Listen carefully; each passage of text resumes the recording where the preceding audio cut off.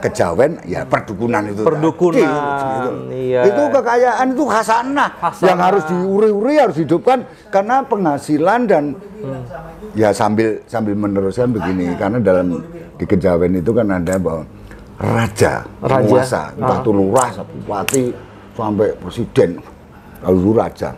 Itu bukan perilaku manajemen, perilaku dalam ilmu politik dengan kajiannya bahwa struktur politik begini, bahwa segala macam ya, ada nilai partisipasi, demokrasi, omong kosong itu.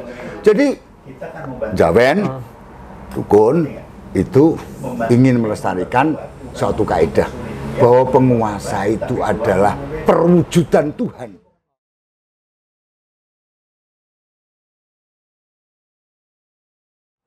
Assalamualaikum warahmatullahi wabarakatuh. Balik lagi di channel WeWatch ya, channel kita yang keren ini dan mencerdaskan ini. Ya, mohon maaf ya kita baru bikin podcast lagi setelah mungkin ada sebulan kita nggak bikin podcast ya karena ada beberapa kegiatan termasuk adalah kita ikut mengawal kemarin teman-teman, bukan WeWatch tapi ada IKBUI, Ikatan Keluarga Besar UI. Juga part of bagian dari WeWatch juga adalah ikut dalam beberapa aksi bukan ikut ya menemani, ikut membantu ya aksi-aksi mahasiswa ya kan sepanjang sebulan terakhir ini ramai sekali teman-teman. Ya, wajarlah karena kita senior yang kita adalah para alumni yang ingin ikut menjaga teman-teman adik-adik mahasiswa kita yang sedang memperjuangkan nasib rakyatnya. Oke, hari ini kita akan bicara nih satu topik yang menarik. Hari ini sebenarnya ada kabar bagus, yaitu ada seorang pejabat publik, pejabat daerah, Bupati Kabupaten Bogor, siapa?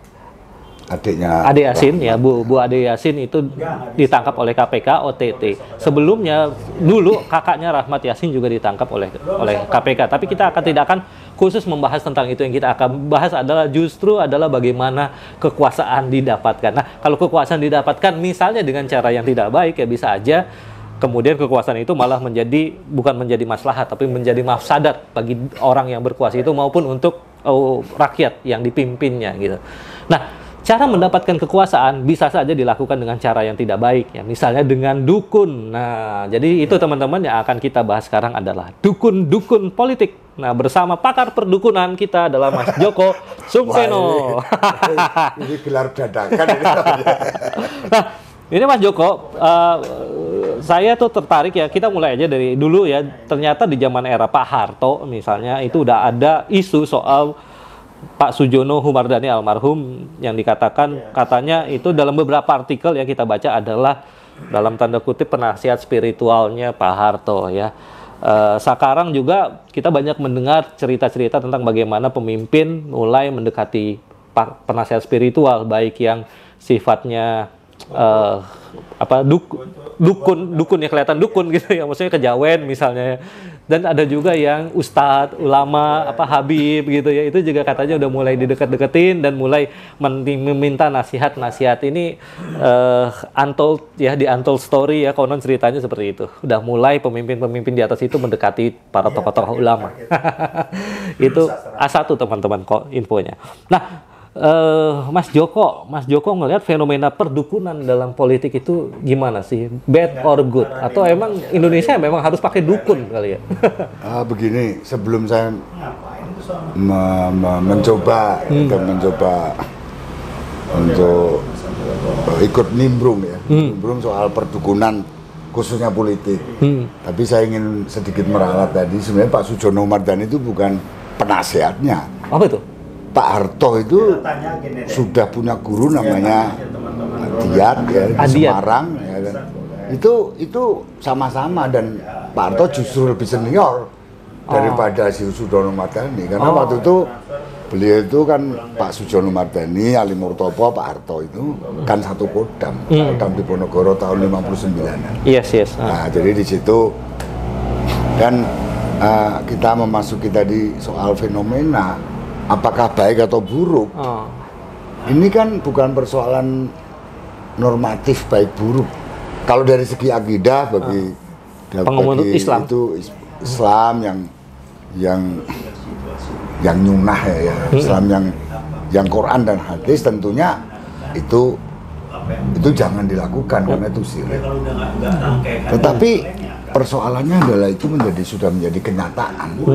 Itu sosiologisnya hidup betul di dalam masyarakat Jawa, bukan saja di dalam soal perolehan kekuasaan, merawat kekuasaan, melanggengkan kekuasaan, tetapi juga sampai soal ya dagang dawet, dagang bakso, sampai soal nyari jodoh sebenarnya itu memang di Pulau Jawa ini bukan hanya orang Jawa, tapi juga Madura, Sunda, Banten, dan saya kira juga hampir seluruh Indonesia, apalagi Kalimantan, bahkan sampai Ternate sana. Ternate itu ada yang namanya kekuasaan Swangi, yang makhluk halus yang tiba-tiba bisa berubah menjadi. Sorry, nggak apa. Sambil ngobrol. Ini agak dipindahin. Swangi, makhluk halus ya. Oke. Menarik. Jadi kalau kita membicarakan soal politik menggunakan dukun itu saya kira sudah menjadi rahasia umum. Rahasia umum dari pilihan lurah sampai pilihan presiden. Itu nggak usah ditolak lah, itulah kenyataan yang memang ada. Keniscayaan ya di dalam. Itu keniscayaan lah kata ya istilah sekarang lah, sebagai kepastian yang tidak bisa ditolak. Dan hampir tiap daerah itu ada dukun. Ada yang di Gunung Serandil di Cilacap, ada yang di Sampang Madura, ada yang di Jombang, di Ngawi, Madiun, Solo, Banten ya, apalagi kalau udah bicara ini daerah kulon, daerah wetan lah, itulah. Itu kulon wetan itu peta kultural, peta perdukunan juga. Jadi ini mau ngetan mau kulon gitu ya. Jadi ya perdukunan itu sebenarnya adalah kultural, itu mungkin adalah sinkretisme ya. Dengan waktu Islam masuk, sebelumnya udah ada budaya non-Islam sebelumnya, itu sinkretismenya seperti itu. Jadi kalau Islam kan memang sangat rasional dan tidak mempercayai keperdukunan, tapi sebelumnya ada budaya yang sangat mempercayai perdukunan gitu. Mungkin itu jadi. Saya tanpa menyebut nama-nama tokoh, tokoh-tokoh masyarakat dan bahkan tokoh politik ya. Ada dua.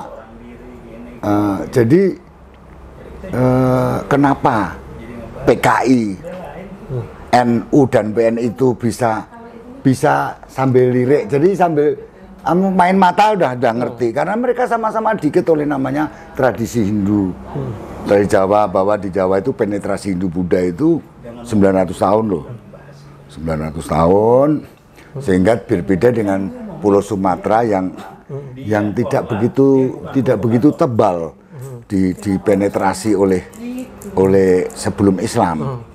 Nah, di dalam Islam ada yang namanya Islam tradisional. Kalau kata mbah saya dulu, kalau dia sih masih doyan menyan. Maksudnya doyan menyan itu dia mentolerir sinkretisme itu sambil katanya pelan-pelan supaya dia bisa meninggalkan. Tetapi ternyata bukan pelan-pelan. Kalau yang namanya model dakwahnya, tabliknya sunan-sunan dulu, katakanlah Wali 9, itu kan suatu proses dakwah yang belum selesai. Iya. Bukan berarti proses dakwahnya, perilaku dakwahnya harus tetap kayak begitu. Itu kan jadi bahan tertawaan. Yes. Saya kira seorang pram yang ya di KTP-nya itu Islam. Dia bilang ya kalau orang Islam tuh masih suka menggunakan cara-cara wali dulu, terus bahkan membuat legendaris, terus dengan lukisan-lukisan itu ya kalah dengan itu di satu sisi.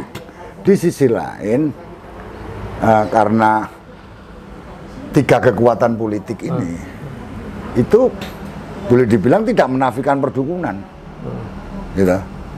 Secara ideologis, secara doktriner. Itu PKI nggak percaya. PKI nggak percaya. Perdukunan itu. Nggak percaya, dia nggak percaya pada yang goib kok. Sesuatu dia itu kan dialektika materialisme. Materi, sesuatu yang nampak, sesuatu yang bisa dibuktikan, biasa yang. Lah itulah, pokoknya itu. MDH. Nah, itu. Materialisme kemudian, dialektika. Kemudian juga Madilog segala macam lah itu. Logikanya masuk enggak masuk. Iya, perdukunan enggak masuk dalam komunisme. PKI ini ini karena pengen ngerebut suara Jawa. Oh, sehingga dia satu-satunya bisa ngerebut Jawa adalah dengan menghancurkan Islam. Oh. Jadi siapapun yang tidak menyukai Islam tumbuh berkembang itu kayaknya ya kalau nggak PKI ya temennya kan kayak gitu deh. Nah, kita tahu. Lu ada loh temennya yang waktu di Jawa Barat, di Jawa Tengah itu berteman baik. Tapi ketika 2 tahun setelah pemilu 55, dia tuh kalah sama PKI. Satu-satunya orang PKI yang menjadi gubernur Jawa Tengah, wakil gubernur saya Suyoratmo. Dan saat meletus PKI, orang ini menjadi direktur pemuda di Kementerian Pendidikan. Jadi PKI itu di Jawa.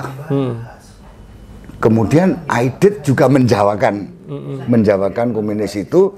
Ya kalau di Jawa tentu tidak aneh bahwa salah satu kekayaan dalam tanda kutip Jawa, kejawen ya perdukunan itu. Perdukunan. Gitu. Iya. Itu kekayaan itu khasanah yang harus diuri-uri, harus dihidupkan karena penghasilan dan ya sambil meneruskan begini karena dalam di kejawen itu kan ada bahwa raja. penguasa, entah itu lurah, bupati, sampai presiden, lalu raja. Itu bukan perilaku manajemen, perilaku dalam ilmu politik dengan kajian-kajiannya bahwa struktur politik begini, bahwa segala macam ya, ada nilai partisipasi, demokrasi, omong kosong itu. Jadi Jawen, dukun itu ingin melestarikan suatu kaidah bahwa penguasa itu adalah perwujudan Tuhan di bumi. Iya. Perwakilan. Tan Bola Wali, raja itu nggak boleh dibantah. Presiden itu nggak boleh dibantah. Tapi nggak tahu sekarang presiden sekarang ini memang mau, tapi yang jelas tidak mau tampil. Nyatanya demonstrasi mahasiswa juga nggak pernah muncul. Jadi, kalau dulu Bung Karno itu dihadapi, diajak tari lenso, diajak nonton wayang. Loh, itu Mas Sulastomo HMI bisa cerita itu. Terus Pak Harto, nah itu zamannya Hariman segala macam itu. Itu kan juga dirangkul Pak Harto. Dia bisa ngomong. Orang-orang itu, Pak Harto, Bung Karno itu bisa ngomong sama mahasiswa. Lah ini, begitu ada mahasiswa jalan-jalan. Hadepi saja. Lu katanya pernah jadi mahasiswa. Iya, menarik ya. Jadi jangan percaya sama dukunnya yang di kamar sebelah gitu loh. Iya. Gitu. Ya, jadi perdukunan di dalam budaya Indonesia memang sesuatu yang tidak bisa dihindari ya, Mas ya. Tapi kalau perdukunan di dalam politik udah pasti itu negatif. Tapi itu juga sesuatu yang tidak bisa dihindari. Tinggal bagi umat beragama, umat beragama seperti ya Islam ya, kita kan nggak bisa menerima hal yang seperti itu. Gitu kan? Tadi saya belum selesai. Ya, silakan. Yang tadi kan ada Islam yang akrab dengan itu. Perdukunan. Dan dia menjadi dalam tingkat yang lebih sophisticated, kompleks, menjadi Nasakom itu. Gitu. Jadi Nasakom itu adalah manunggaling kawulan Gusti, manunggaling ideologi, saking obsesinya Bung Karno terhadap persatuan. Tetapi ada sekelompok Islam modernis, itu sampai sekarang itu nggak percaya sama kayak gitu-gituan. Betul. Nggak ada dukun-dukunan. Iya. Dia dianalisis, dicari kekuatan, kelemahan, tantangan, hambatan, peluang. Pokoknya manajemen masuk. Berkemajuan ya. Islam yang berkemajuan. Ya itu. Klunya Muhammadiyah teman-teman. Dan tidak hanya Muhammadiyah, tapi banyak teman-teman yang lain juga yang tidak bergabung Muhammadiyah, tapi paling tidak sudah menempatkan bahwa iya karena butuh, iya karena nasta'in, la haula wala quwata illa billah itu dalam makomnya yang benar. Betul. Gitu. Oke, Mas Joko. Kayaknya udah cukup banyak nih soal perdukunan dalam politik. Ternyata tadinya sesimpel itu, ternyata lebih dalam ya kajian kebudayaan dari Mas Joko yang ternyata juga seorang pakar budaya. Dan juga pernah diajak-ajak ke dukun-dukun. Oh nggak ada, cuman ya kok saya maaf saya sisi sebentar. Beberapa tempat saya nggak usah nunjuk. Ketika adik saya ini bukan politik, bisnis, tapi dia bilang politik tanpa didukung bisnismen bukan politik, Mas. Saya tidak di parpol, tetapi ketika saya nggak nanter itu selalu bahwa para dukun itu bilang nggak usah kakak sama itu nggak butuh dukun ya. Yang penting diopeni. itu tadi. Ya. Jadi emang ini adalah persoalan budaya yang nggak bisa kita hilangkan begitu saja. Tapi ketika sebuah kekuasaan misalnya di mindsetnya adalah harus diraih dengan cara-cara yang instan, termasuk menggunakan dukun, udah pasti ini jelas ini adalah sebuah kesalahan. Dan kalau kemudian ternyata kekuasaan itu membawa mafsadat, contohnya ada beberapa yang ditangkap karena korupsi misalnya, atau kekuasaan yang justru tidak membawa kemaslahatan, misalnya harga-harga makin naik, TKA Cina masuk ya, tahu dong gitu. Nah itu bisa jadi ya itu karena mungkin ya kita berharap ya bukan karena dukun politik ya. Oke teman-teman, kita berharap the next ya, pemilu kan udah ditetapkan 14 Februari 2024, kita berharap tidak ada dukun politik di sana ya. Ya benar ya. Oke teman-teman, terima kasih banyak Mas Joko, thank you banget waktunya sama-sama. dan sudah datang ke sini. Mudah-mudahan nanti tetap bisa ngisi konten di channel kita Wiwatch. Amin. Terima kasih teman-teman, semoga bermanfaat. Wabillahi taufiq wal hidayah. Wassalamualaikum warahmatullahi wabarakatuh. Waalaikumsalam warahmatullahi wabarakatuh.